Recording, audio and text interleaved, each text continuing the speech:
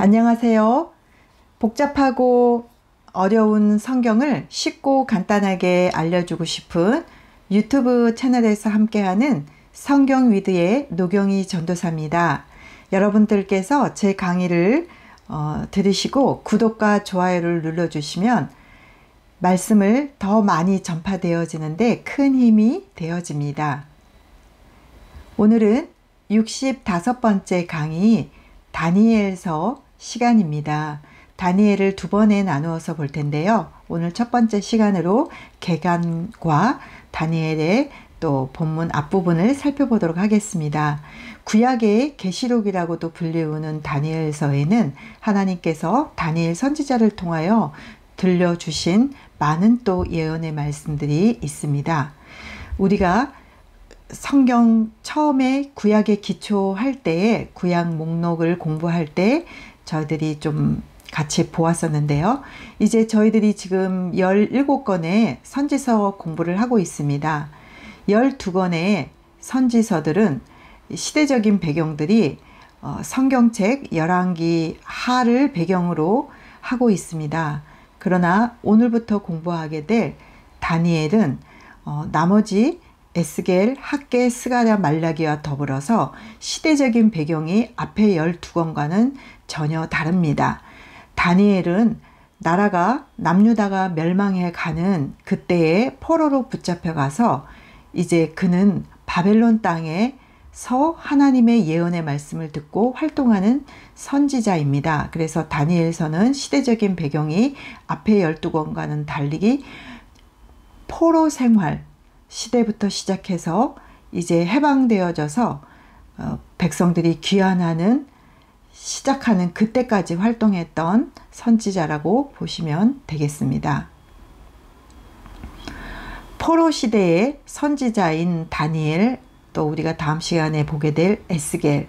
오늘 다니엘은요, 우리가 열왕기 하에 배웠던 그 말씀들을 좀 기억을 다시 되살려 보면 남유다는 바벨론에 의하여서 멸망을 하게 되는데 1차, 2차, 3차에 걸쳐서 멸망을 하게 됩니다. 1차 바벨론이 예루살렘을 침공했을 때 그때 많은 사람들이 바벨론으로 포로로 붙잡혀 가게 되는데 그때 바로 1차 포로로 다니엘이 붙잡혀 가게 됩니다. 그래서 다니엘은 유다 사람이지만 나라가 멸망하기 전에 포로로 붙잡혀 가서 포로지 바벨론에서, 그러나 바벨론의 왕궁에서 거하면서 하나님의 말씀을 대변한 선지자입니다. 포로 시대 때는요, 우리가 말씀을 읽으실 때 선지서도 마찬가지인데요. 유대와 바벨론 이 두 군데의 지역이 등장을 하게 됩니다. 하나는 남유다이고, 지금 우리가 지금부터 공부하게 될 선지서 5권 중에 이 또 다니엘서 먼저 공부하게 되는데요. 이 활동은 지금 바벨론입니다. 남유다에서 포로로 붙잡혀 온 다니엘이 지금 하나님의 말씀의 예언을 받고 그 말씀을 선포하고 활동하고 있는 장소는 바로 바벨론이라는 것입니다. 그래서 포로 시대가 진행될 때 우리가 보아야 된 배경의 장소는 두 군데, 즉 유대 나라와 이방 땅 바벨론이라는 것이죠. 다니엘의 시대적인 그 배경을 한번 보면요, 아까 말씀드린 것처럼 BC 605년에 바벨론이 1차로 예루살렘을 침공했습니다. 2차, 3차에 이어서 BC 587년에 남유다가 결국 멸망을 하게 되죠. 그리고 605년부터 시작을 해서 약 70년간의 포로 생활 이후에 538년에 페르시아 왕 고레스가 왕이 되면서 바벨론은 페르시아에게 멸망당하게 되죠. 고레스는 칙령을 내립니다. 그래서 유대 백성들은 본국으로 돌아가도 좋다라는 칙령으로 인하여 백성들이 귀환하게 되죠. 1차 귀환을 하게 됩니다. 그래서 605년부터 538년 포로 70년, 이때가 다니엘서가 또 이렇게 기록되어지고 다니엘서의 이야기의 배경이 되어지게 됩니다. BC 588년에 고레스 칙령에 의해서 1차 포로 귀환할 때 스룹바벨과 예수아가 오게 됩니다. 그리고 그 중간에 성전이 짓다 말아져서 그 성전을 격려하는 선지자 학개 스가랴의 격려, 그 선지서들이 있게 되고요. 516년에 성전이 완성되어지고 BC 458년에 2차로 포로 귀환이 이뤄지는 에스라, 그리고 3차의 포로 귀환 느헤미야, 이렇게 시대적인 배경 가운데 다니엘서는 포로 70년을 배경으로 하고 있습니다. 포로 시대의 역사와 그 더불어서 우리가 읽을 5권의 선지서는요, 이렇게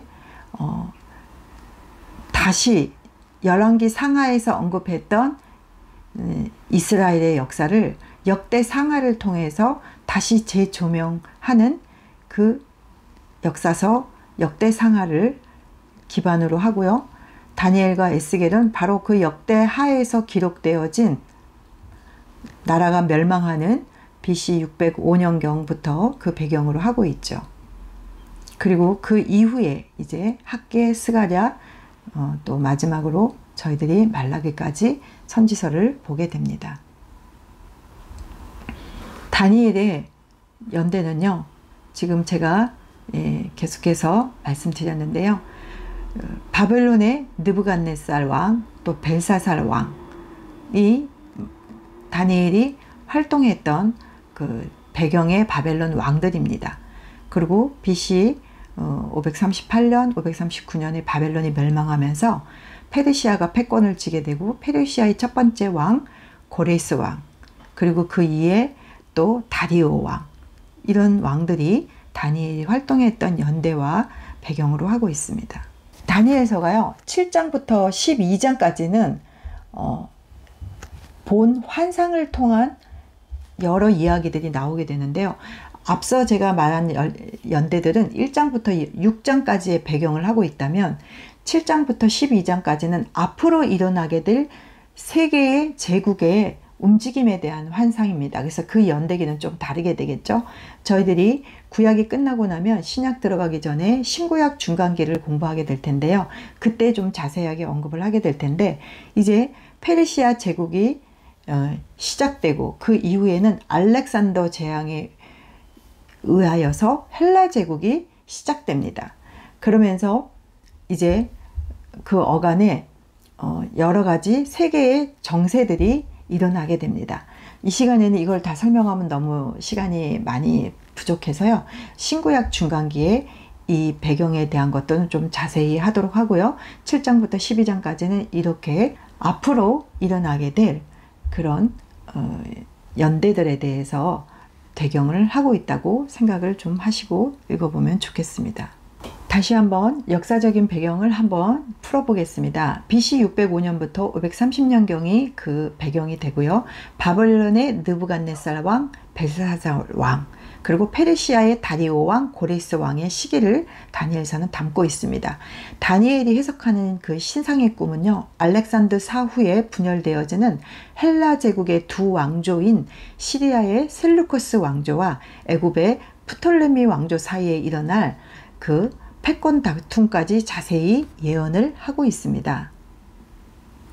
또 셀루쿠스 왕가의 통치자 중 한 사람인 안티오쿠스 4세, 즉 에피파네스라는 인물이 나오는데요.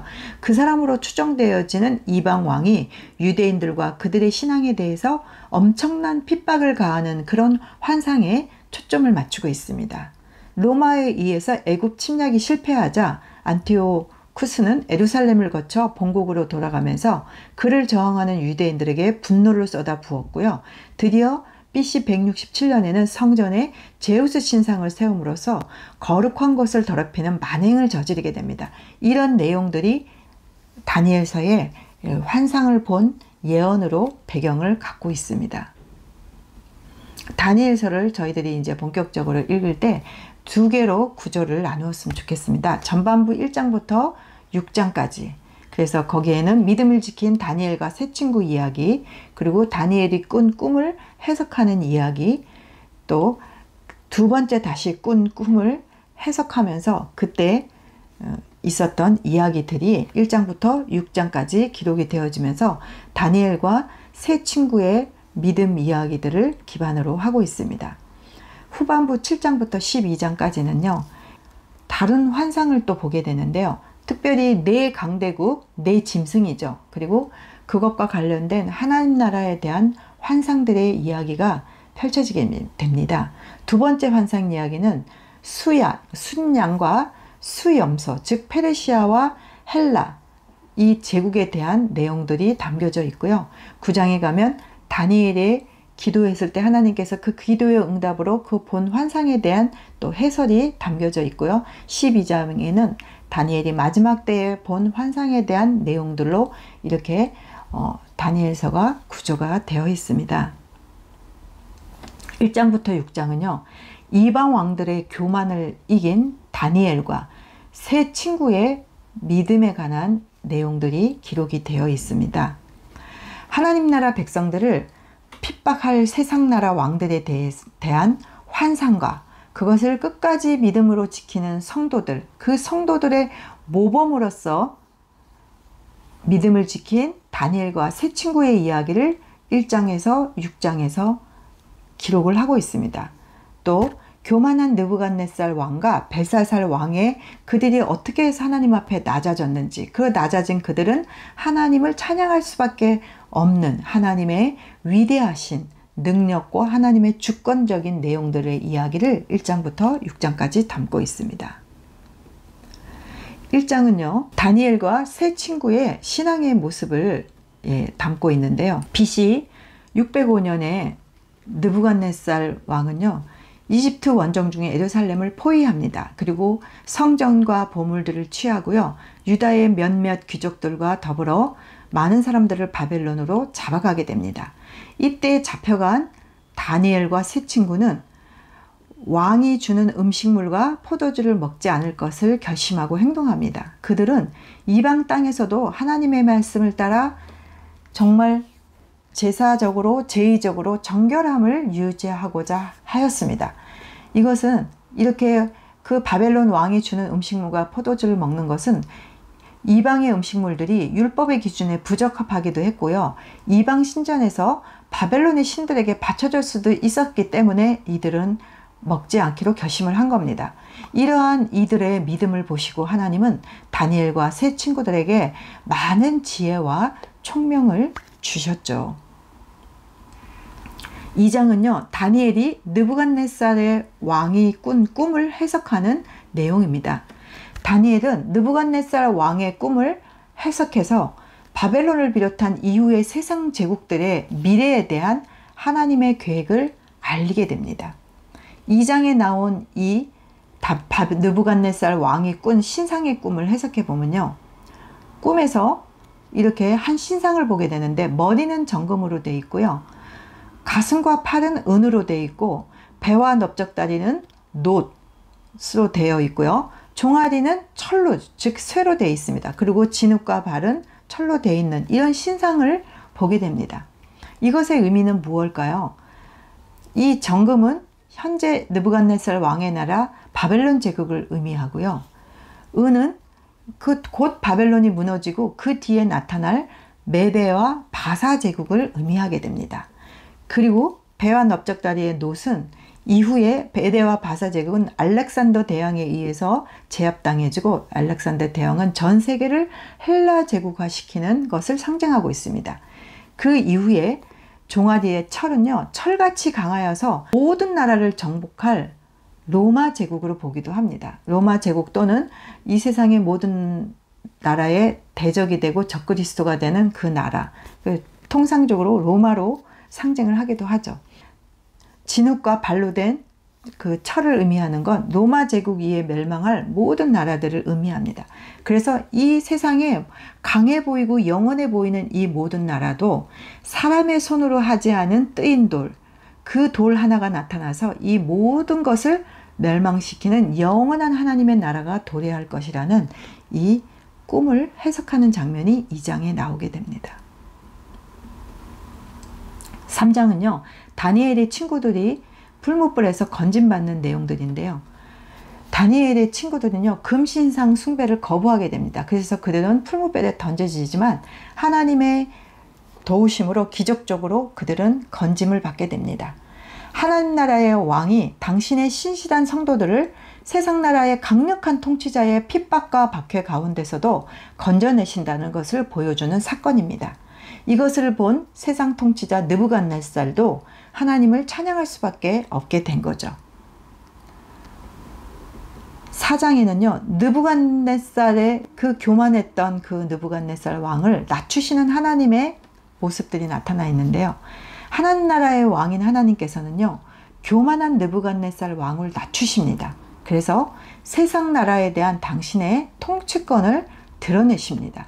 이 사건으로 인해서, 즉 다니엘의 꿈 해석대로 다시 지위가 회복된 느부갓네살이 물론 나중에 다시 멸망을 하게 되지만요, 하나님을 찬양할 수밖에 없어서 그가 낮아진 그 느부갓네살 왕이 하나님을 찬양하는 장면들이 4장에 기록이 되어 있습니다. 5장은요, 바벨론의 종말과 다니엘의 해석에 대한 이야기입니다. BC 539년에 바벨론 왕 벨사살이 교만했던 모습들이 낮아질 수밖에 없는 이야기들을 포함하고 있습니다. 벨사살 왕은 예루살렘 성전에서 가지고 온 거룩한 그릇들을요, 우상 숭배를 위해서 사용합니다. 그리고 또 하나님께 도전하다가 어느 날 손가락이 벽에 쓴 그 글씨대로 나라와 함께 멸망하는, 그리고 이것에 대한 다니엘의 해석들이 담겨져 있는 내용입니다. 이렇게 다니엘의 해석을 해주니까요, 벨사살은 다니엘에게 왕족이나 입는 자주색 도포를 입히고요, 명예를 뜻하는 금목걸이를 목에 걸어 줍니다. 그리고 그는 세 번째 높은 자리도 마련해 줍니다. 그날 밤 바벨론 성은 고레스의 사령관에 의해서 점령되고 예언대로 바벨론 왕 벨사살은 살해됩니다. 메대 사람 다리오가 그 제국을 다스릴 왕권을 걸머지는데요. 이때 다리오의 나이는 62세라고 합니다. 25절부터 28절에 이런 내용들이 기록되어 있습니다. 벽면에 쓰여진 글씨는 25장부터 28장에 나와 있습니다. 참고하셨으면 좋겠습니다. 6장은 다리오의 측량과 사자굴에 대한 이야기들입니다. 메대의 다리오 시대 때 다니엘은 그 120명의 방백들을 다스리는 3명의 총리 가운데 한 사람이 됩니다. 그래서 관리들은 어떻게 하면 다니엘을 책잡을까 음모를 꾸미게 되는데요. 그때 꾸민 것이 왕위에는 어떤 사람도 어떤 신에게도 기도를 해서는 안 된다는 그런 칙령을 내리게 됩니다. 그러나 다니엘은 이 사실을 알면서도 예전에 하던 대로 예루살렘을 향하여 기도하게 됩니다. 이 사건으로 다니엘은 사자굴에 들어가게 되죠. 하지만 하나님의 도우심으로 건짐받게 됩니다. 이 모습을 보면서 다리오도 하나님의 능력과 통치를 찬양할 수밖에 없었겠죠. 이런 내용들이 6장 22절, 23절에 기록이 되어 있습니다. 본문을 읽으시면서 참조해 주셨으면 좋겠습니다. 네, 이렇게요. 오늘은 1장부터 6장까지 좀 내용을 살펴보았습니다. 이어서 다음 시간에는 7장부터 마지막 12장까지 살펴보도록 하겠습니다. 오늘도 저와 함께 다니엘서 공부를 한 여러분들을 축복하며 감사합니다.